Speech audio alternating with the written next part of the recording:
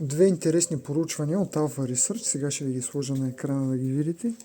Много ми е интересно как в контекста на преминалите избори, в които българите гласуваха за партия, която е лява и много вероятно проруска, същия процент хора, 50% хора, разбира се, най-вероятно не са същите хора, но все пак половината от хората в България, в това проучване поне, са показали, че предпочитат за партньор Европейския съюз, а не Русия, а същевременно на изборите показаха, че всъщност предпочитат лява проруска партия.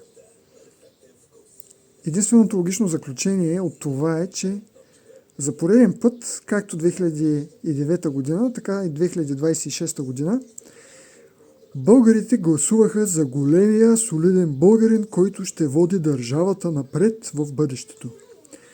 С други думи, не са седнали дори да прочитат за какво става дума в партийните обещания, каква смята да бъде политиката. Всъщност все още до ден днешен никой няма идея каква ще бъде политиката на прогресивна България, но въпреки всичко партия без каквато и да е особена платформа успя да спечели изборите в България заради големия силен мъж. И другото проучване, което пък ми стана още по-смешно от него, на първо място основният проблем в държавата, проблеми с инфлацията и доходите. Как може все още до ден днешен българина продължава да мисли като върл комунист, когато по времето на комунизма имахме централизирана система, в която държавата решаваше какво ще се случва на пазара, защото пазара беше на 99% държавен и малка част за наечи съставяха останалата част. Българина все още смята, че държавата определя заплатите. Държавата не определя заплатите.